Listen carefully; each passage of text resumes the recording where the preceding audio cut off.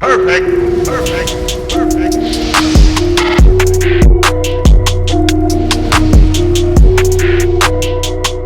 What is going on, everybody? RB here. Welcome back to Philly Take with RB. You know what to do. Smash that like button for me. Hit that subscribe if you're new and hit that little notification bell. That way you're always notified when I upload or go live. Today we are back to discuss some interesting comments surrounding the Philadelphia Eagles. But first and foremost, we got to take a little dive into the breaking news that dropped last night. A lot of people have been asking me about it, and I'm here to give my quick, short thoughts on it. And that is our rival Dallas Cowboys finally coming around to sign Dak Prescott to a 4-year, $160 million deal, averaging $42 million per year on his salary. And if I heard right, I believe he's going to get paid up to $75 million in the first year, and no trade clause for Dak Prescott. He finally gets paid. You know, I always used to clown around with Dak Prescott and the Cowboys because they never paid him. And I will say it's very interesting that they pay him now, years later, after he gets, a terrible season-ending injury. It's crazy how that organization does stuff. They never fail to make me laugh. I will say there is good and bad. You know, the good part is that I think the Dallas Cowboys finally have some quarterback stability. They have some security in what is a weak division right now when it comes to quarterback play. They have finally locked up their guy. Maybe that's the reason. Maybe that's the hand that pushed them to do it. On the other side, though, I will continue to laugh because, like I said, they waited 2 years to pay the guy. The market went up a lot, especially with guys like Pat Mahomes getting paid. So they had to pay a lot more, and $40 million plus for Dak Prescott. Is he an elite talent in my eyes? No, but he can be a pretty good quarterback with the right supporting cast. So I'll give Dallas credit for getting this done, but a couple years too late now, and they had to pay the price for it. So they do have some stability, but I don't know. Now, that pitiful Dallas Cowboys defense, are they going to be able to upgrade that? Are they going to be able to upgrade that? Are they going to be able to go out and get some more playmakers on defense? Who knows? Who knows? Because they just spent a huge paycheck coming right out of Jerry's yacht on Mr. Dak Prescott. But anyway, speaking of Jerry Jones and his resemblance this offseason, yeah, that's right, Jeffrey Lurie. Jeffrey Lurie has opened his mouth again, and he has apparently come out and instructed the Eagles front office to build around our quarterback, Jalen Hurts, and to not stir up any type of quarterback competition whatsoever. No drafting a quarterback. Who knows? We might sign a bad quarterback. Maybe we'll draft one. Who knows? Who knows with this team? But basically, he's telling Howie Roseman, yo, you can't go out here and pick a quarterback again. Now, I want to take a step back and first and foremost, just give my thoughts. I know I haven't been doing a lot of Eagles content. It's basketball season, but we will get back into the Eagles content soon, have some things going on. But yeah, we're definitely going to be dropping some draft videos and all that. Let me say this. For the last month and a half, I kid you not, I have honestly felt that the Eagles were going to come out here and draft a quarterback with the number 6 overall pick. And why do I think that? Because it's the Eagles. Because it's Howie, middle name, quarterback controversy, Roseman. I'm telling you, the guy lives for quarterback controversies. It never stops. He had a Carson type of hate, whatever he had.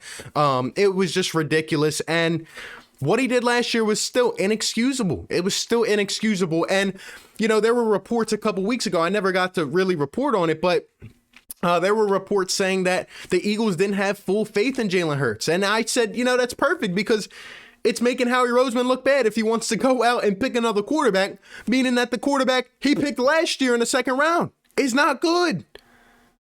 I still think we need to give a guy a chance. And now, this whole thing with Jeffrey Lurie, I think it's good. I think we need some stability as well. I think we need to give the guy a chance because 4 games is not enough. It's not a big enough sample size. And we saw some flashes of good. We saw some flashes of bad.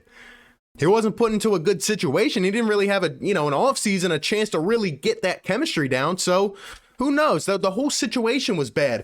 And I really thought we were going to draft the quarterback until they came out and said this yesterday. And look, let me not say this. Let me not say it's just concrete because teams do this all the time. Teams always try to throw out rumors and throw out little things to kind of misguide other teams. So this might not even be true. We might still draft a quarterback. I have a feeling we draft one in the 6th round. from pick any D3 school. We'll pick anyone and draft them. But look, anyway, my thoughts on this. Like I said, it's good. I want to give Jalen Hurts now a chance. I would just want to give a quarterback a chance here and do what we can to help the guy succeed. But here's the thing, man. And I have like 3 main thoughts about this, maybe 2. I don't know. I'm just going to let it fly. Number 1, Jeffrey Lurie. I personally feel, let me know if you guys agree down below. Jeffrey Lurie, it's like he continues to talk about the discrepancies of Howie Roseman, but he will never throw his name under the bus. He will never just say, like, this was bad, this was wrong. We know all of Howie's flaws and what he did last year. Jeffrey Lurie came out at Doug's firing press conference. He came out at his season-ending press conference at Sirianni's opening when he had that long opener. Like, he just talks about things that Howie Roseman does bad, like the cap situation and holding players too long and all this stuff and drafting. But he won't say Howie's name, and it really frustrates me. This is literally a knock on Howie Roseman, like, yo, do not draft a quarterback. You screwed up our entire situation last year. And trust me, Jeffrey has some blame in this too, and we're going to get to that. But it's like, why not just say something? Why not, fire the guy? He continues to do things that don't make sense. And now, like I've been saying, we had the chance to hit the reset button this offseason. We had the chance. We got rid of Carson. We got rid of Doug. All we had to do was hit that little reset button and start over, which is essentially what we're doing. But we're putting our fate in the hands of the guy who has done bad things over the last couple years and has just been incomplete. Failure. We're giving that guy the keys to the car. Like, it doesn't make sense. But that's because, I guess, friendship, rises over business, rises over success. Come on, man. Jeffrey Lurie, I don't like to talk bad about the guy because I'm grateful for what he's done for this organization for a long time. But I got to keep it real. He's looked like Jerry Jones over the last couple months. Just hate how he can't come out and hold Howie accountable. Do something, man. You should have got rid of the guy, a year ago. And he should have got rid of him now. And he's still not going to. And it's just like, I'm instructing the front office. No, instruct Howie. Tell your boy. It just pisses me off, man. The second thing, and this is kind of what I was alluding to, Jeffrey Lurie, you got blame in this too. Isn't it a disgrace how we have to come out as an organization and tell our front office to not do something that makes no sense at all? We have to do that. What other organizations that are successful do you see come out and, they have Russell Wilson, for example. They have Drew Brees, Tom Brady, whatever. Oh, don't draft a quarterback in this show. You see what I mean? It doesn't make sense like that. The fact that we have to do that, it's like a mom telling her kids what not to do. The obvious. The obvious. Like, come on, man. We should not have to come out here and tell how it's like babying the guy. It's like he's your little nephew. Come on, man. 5 years ago, this guy was being thrown into the back of a closet collecting dust bunnies. Now he's got the fate of the organization in his hands, and you expect him to do another rebuild because he had a good year in 2017? Because he signed a bunch of vets that ended up playing great that year? Come on, man.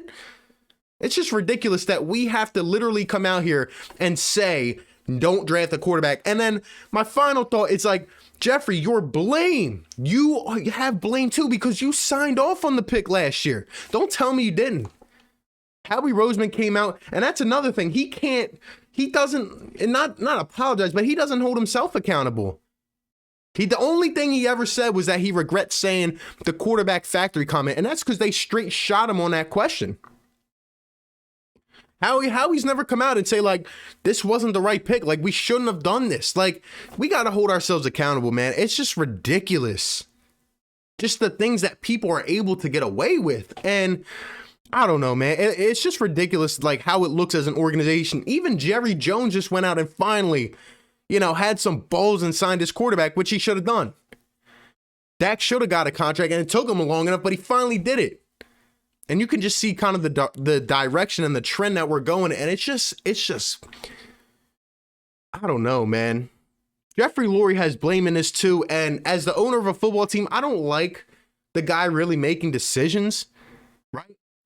And I don't think he should, but over the last couple months, right, you had all this say when you met with Doug Peterson about our offense, right? You had all these visions, you had all these comments about what we need to do, but yet you let Howie do it. He screwed it up, and now you gotta keep him in check, but you won't say anything. You know what I mean? Like, this is ridiculous, man.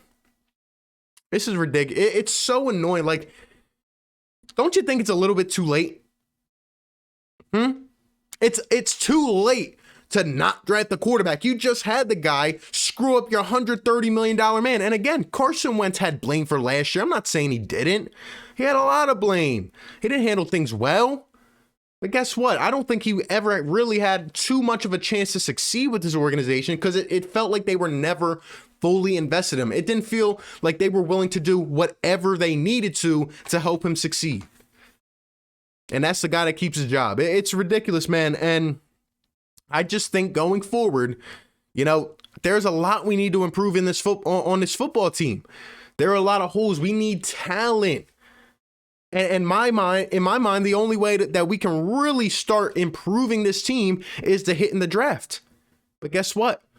The guy that can't draft a Pro Bowler to save his life is the guy in charge of that. And that's why I don't feel good about this draft coming up. Who knows? We're probably going to go receiver, offensive line. Who knows what we're going to do? The pick should be obvious. There's so much good talent at number 6. Doesn't matter who it is. But at the end of the day, man, I just hate that Howie Roseman is still in charge of things. I think Jeffrey Lurie's got to take accountability, and it's like, it's just crazy to me that now is the time that we're coming out and telling him not to draft the quarterback. But yet last year, you let that whole thing unfold, and really, we just ended up in a pile of turmoil, just a pile of crap, man, this entire season. And it's like, all right, well, do guys learn from their mistakes? Maybe. Do we ultimately learn from our mistakes, though? No. This is a start, but we haven't learned from our mistakes because we still have the same guy calling the shots for this football team. But hey, man, those are just my thoughts on this whole situation. What do you think the Eagles are going to do at number 6? What do you think about Howie Roseman, the Dak contract, Jeffrey Lurie, and his accountability as a figure? Let me know all your thoughts down below in the comment section. Be sure to like, comment, and subscribe, and I'll catch you on the next one, man. Peace. Perfect.